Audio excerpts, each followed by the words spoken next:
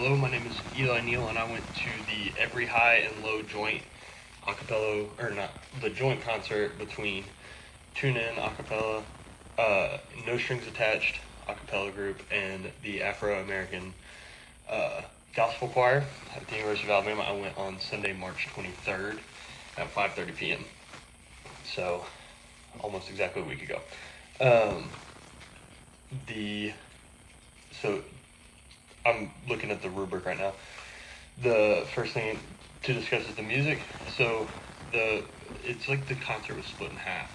So like the first half was the acapella group, and then the second half was the gospel choir, and then at the end everybody came together to sing two songs together.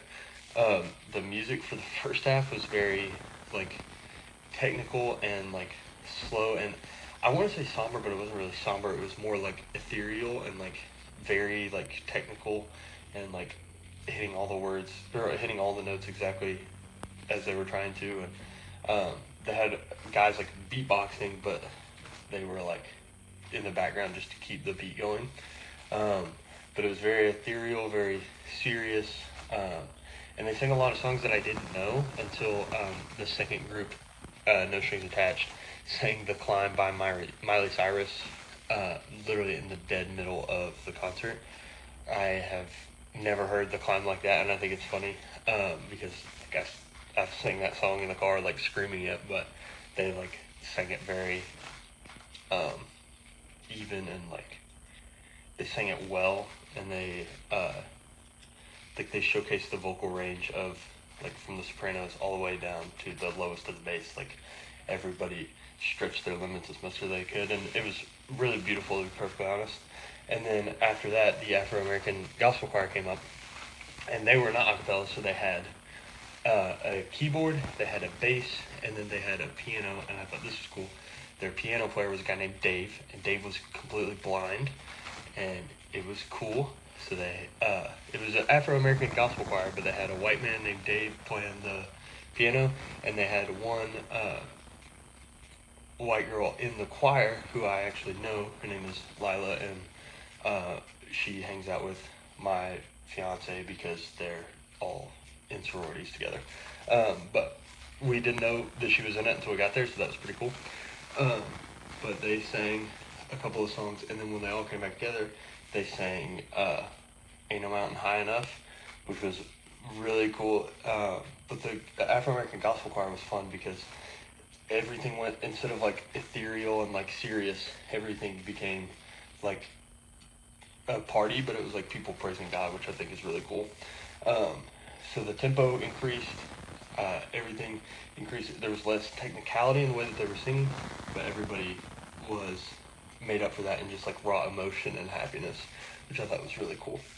Um, the While we were watching the Afro American Gospel Choir, they were like clapping and like moving, and the acapella groups would move around a little bit, but not near as much. But all of the performers seemed like, hey, we're enjoying everything a lot, and it was fun to watch because while the acapella groups were singing, the Afro American group was in the choir and they were cheering them on. And then when the Afro American group got up there, the acapella groups were in the audience and they were cheering them on. So it was just a really cool environment, and it was a lot of fun to be perfectly honest. And then the conductor, so the acapella groups didn't really have a conductor for most of it. They had somebody that like counted the beats and led them in, and then he stopped. He was not using his hands or anything like that. He was just there, and he was a part of the group singing. One of the groups had a guy do it, one of the groups had a girl do it, and it was just whoever was on the right side so that everybody could see him. The Afro American group had a conductor. It was a female. I can't remember. I don't think she gave us her name, but she introduced them and then she led them and everything. And then at one point, she picked up a microphone and she had a solo.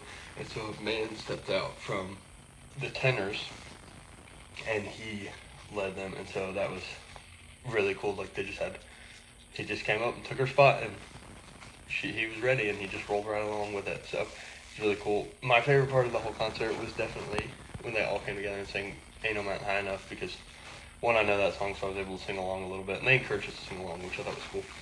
But I got to sing along, and then it was just so much emotion. It was like almost like a party. It was really fun. Um, I did absolutely enjoy the concert. I went with my fiance, and we said multiple times that we're going to go, especially and go see the Afro American Gospel Choir because they play a lot of churches around here. So we're going to go and see them again. Um, and I wish I had gotten the chance. We talked to the girl that we knew in the Afro American Gospel Choir, but what I would like to know more about is the guys that were beatboxing. I don't know how they do that. I don't. I don't get it at all. But they kept beat really well, and it genuinely sounded like the drums on like a rap soundtrack. Like it was crazy. But I really enjoyed listening to them, and I just enjoyed this concert as a whole. It was a great experience, and I'm actually really thankful for you, Professor, challenging us to go do this by making it mandatory. But I had so much fun, and so thank you very much.